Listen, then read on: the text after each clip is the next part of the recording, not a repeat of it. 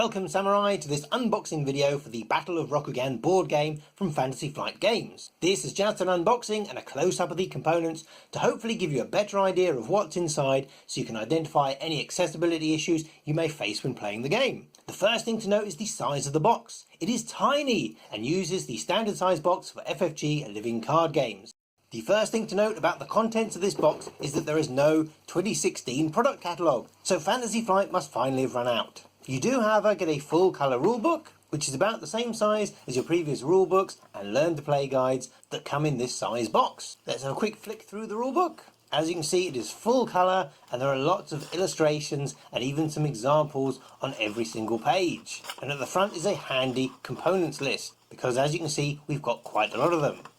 Next up is 4 pages of cardboard counters, all shrink wrapped, and the cardboard is about 2mm thick, which in old money is this many fractions of an inch. Next up is the map, which is also shrink wrapped, and again about the same thickness. Then we have a fabulous golden insert, which features a monochrome version of the large map. And this has a single pocket which holds your jiffy bag of 60 cards. You only get one jiffy bag sadly, so nowhere to put your tokens.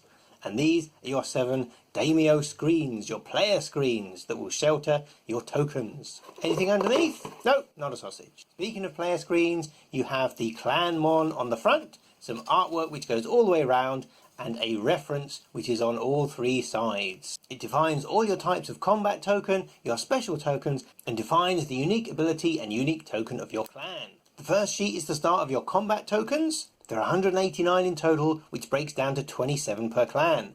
This is the face down side that conceals the values on the reverse, and here are said values on the back.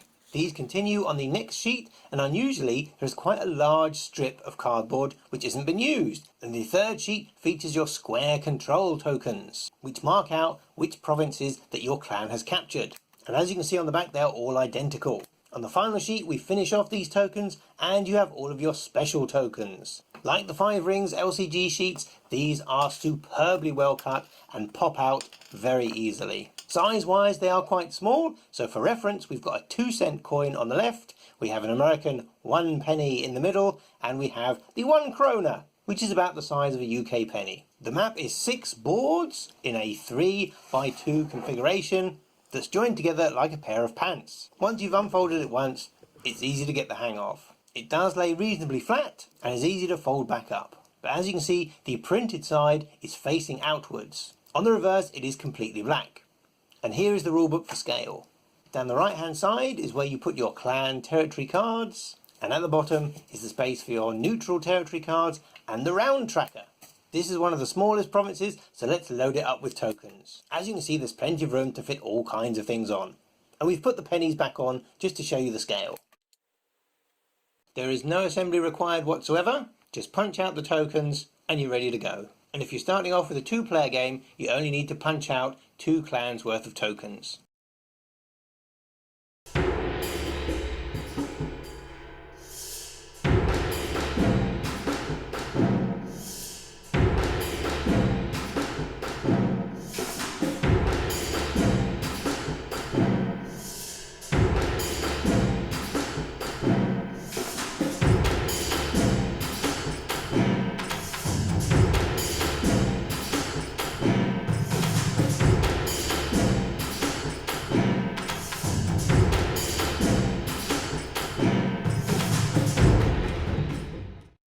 The text on the cards is a medium to small size. It is a very clear and legible font, however, and as many of the cards say exactly the same thing, like the Scout and the Shigenja, you should easily pick up what they do, as opposed to having to read new text every time like the LCG. The game revolves around picking up and placing tokens, which are roughly about the size of the penny, but the control tokens are a little bit smaller. So this could be a dexterity challenge for you. The special tokens are different shapes and do have some very high contrast colours, so hopefully that will help. But you may want to check out the board before you play.